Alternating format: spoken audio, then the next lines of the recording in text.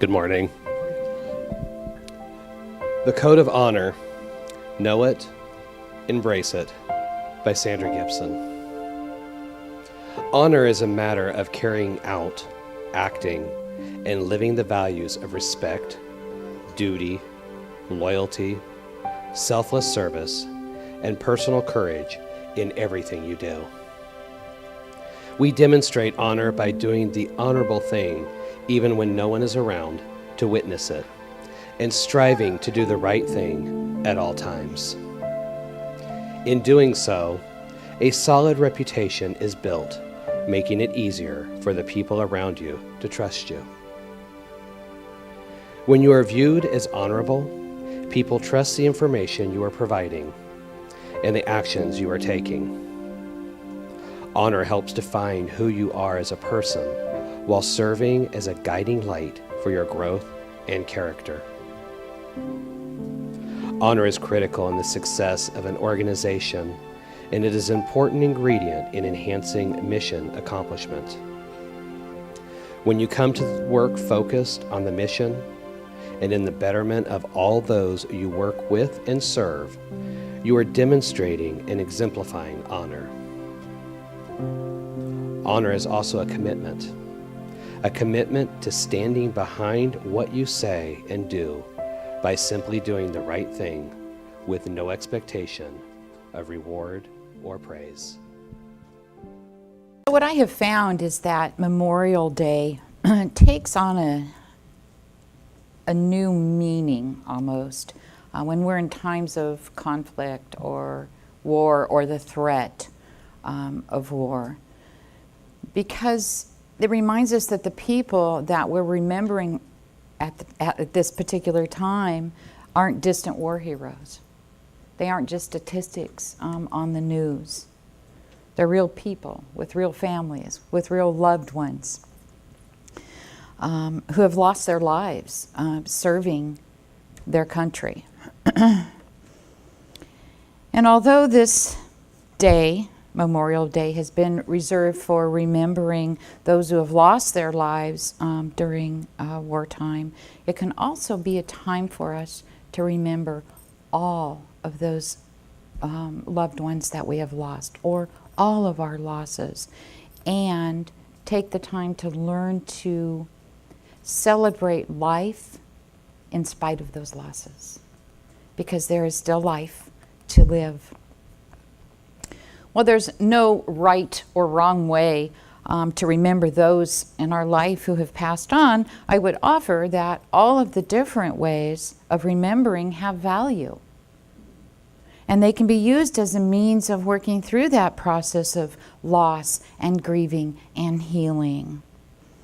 And when we suffer any kind of loss, it isn't as easy as flipping a switch with our emotions, right? We don't flip our emotions on and off.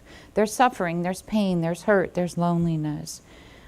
And at the same time, it's important to remind ourselves that what being a situation, circumstance, or who has ever passed in our life always remains a part of who we are and who we're becoming.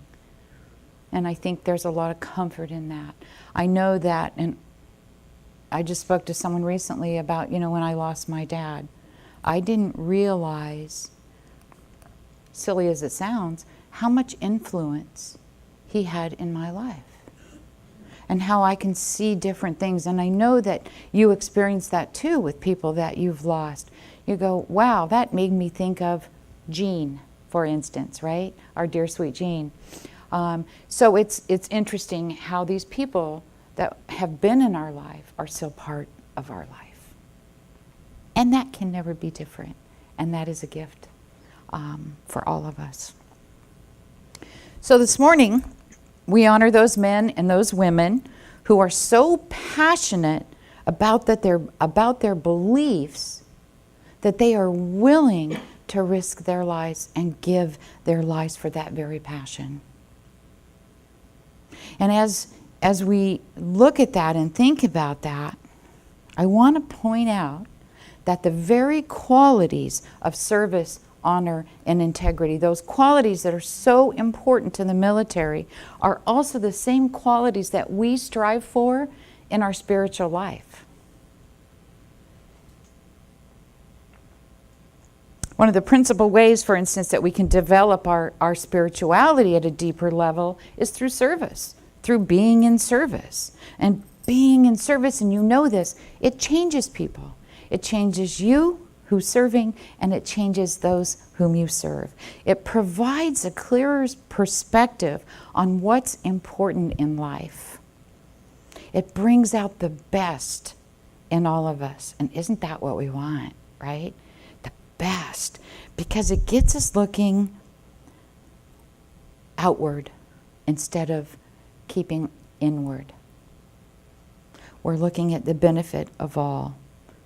And we're looking at what's really important while we're here on this planet. It prompts us, being in service prompts us to consider other people's needs ahead of our own, and getting out of our own junk that we tend to get hung up on.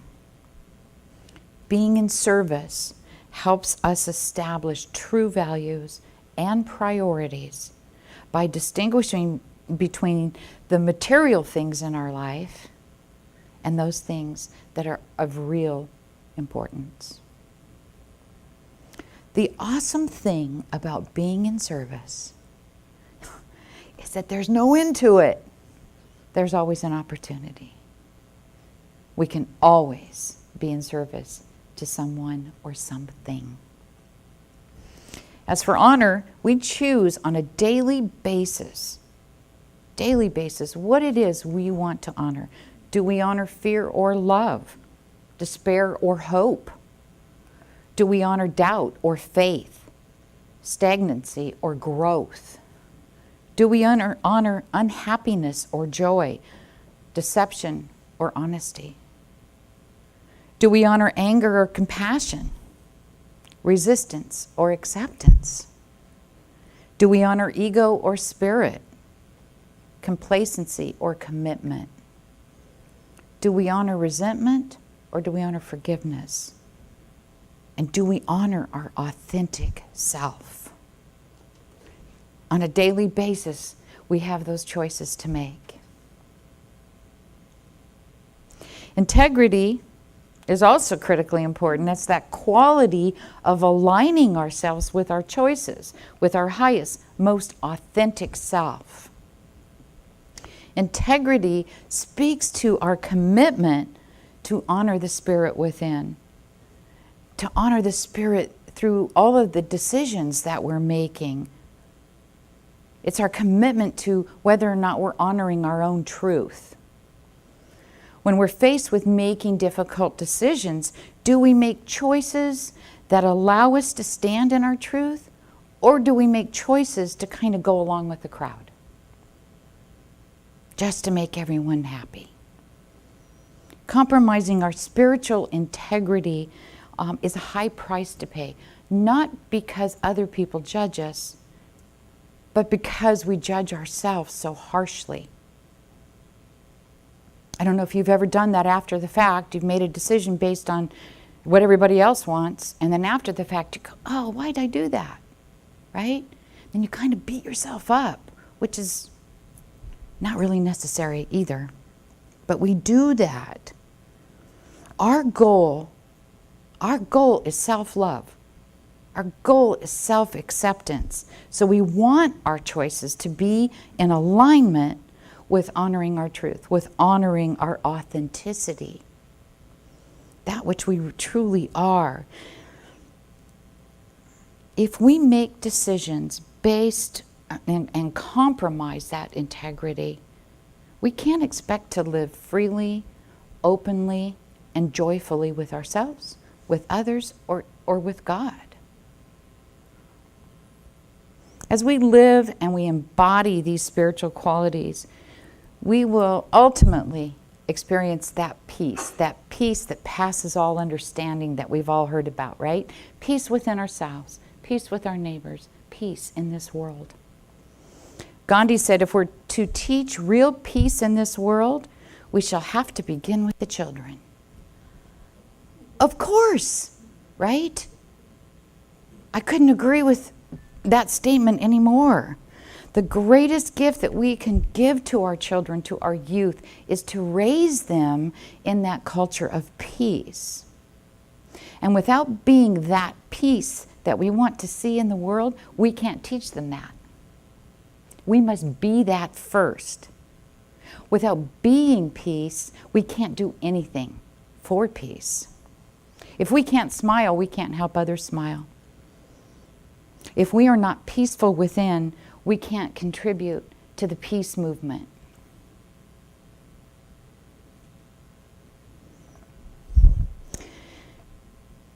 One thing I have noticed over the years with the peace movement is sometimes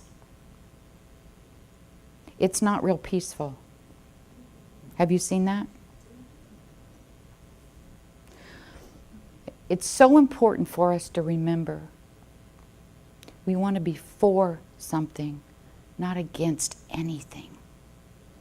That's true peace. And those two approaches are very different. Do you hear the difference in that?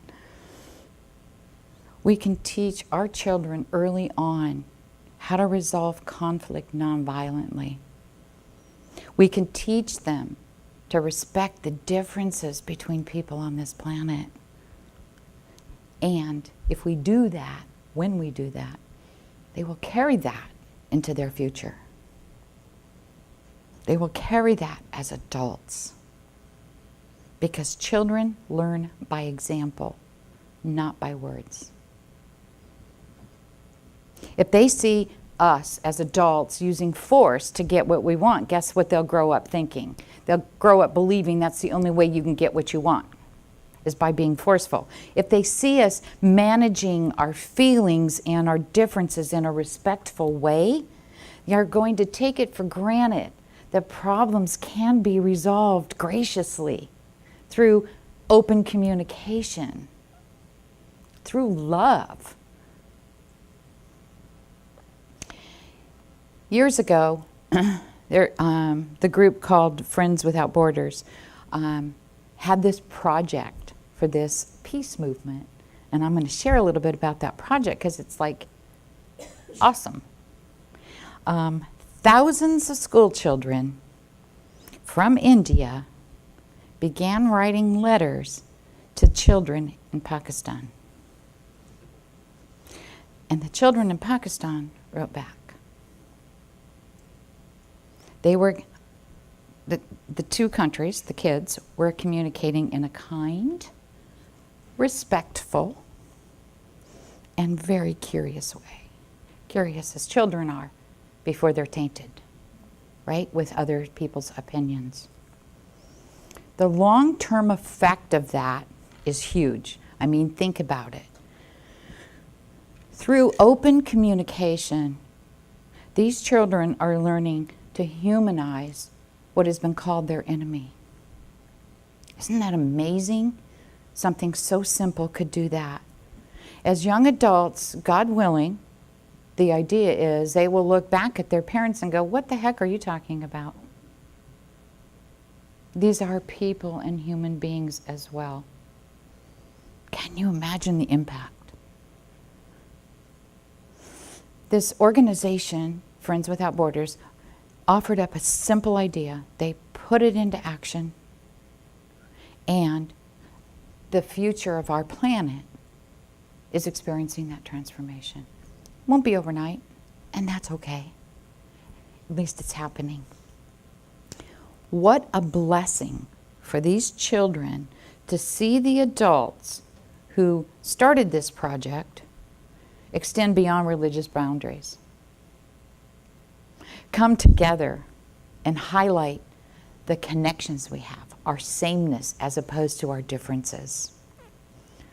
It's very similar to what I shared last week about Northern Ireland up in Belfast, right? How the youth are beginning to understand that there's no difference between me and you. There is no us and them. We're all one. We're all the same. Sure, we think differently, and so what? Right? It's a perfect testament to what God intended. That we live in harmony as one single humanity. So we want to teach our children that they're world citizens. Let's teach compassion. Let's teach love and tolerance, not just with our words, that too, with our actions. Let's remember that we are constantly teaching as we are behaving. When we look out and we see the peace that needs to be, we are called to do something. Because what good is seeing if we don't do anything about it? We all have a role, however that looks for you. I'm going to close this morning with a really beautiful piece. It's a pledge by a military man, and his name is Lawrence Oquendo. And what I found really fascinating with this piece is that it's something we all live by anyway, and it just really comes together. God granted me a mind, the ability to learn the mysteries of life, ways to improve my life and those of my fellow human beings. God created all things. God created the earth. Upon this earth, God created a cycle of life, a check and balance system, a system that will keep any one form of life from overpowering another. God implanted a system of reproduction and created man and woman. God gave man and woman the ability to know right from wrong, an instinct and tendency inborn for survival. God did not make a perfect human. The instinct to think and to survive created other factors: greed, hate, prejudice, productivities, some for the betterment of life, and some for the destruction of his fellow man. God, being all good, gave man another side of life, a life of understanding and a way to be creative, to restore what others have destroyed. God gave me the strength and the wisdom to keep my faith, and I pledge to be a productive person, to assist mankind, to ignore those who will disrupt and dismay others, to be creative, and to teach others of your love for mankind. And I just really thought that was very beautiful and something that we can all pledge to as well. So thank you so much for being here this morning as I shared the truth as I understand it.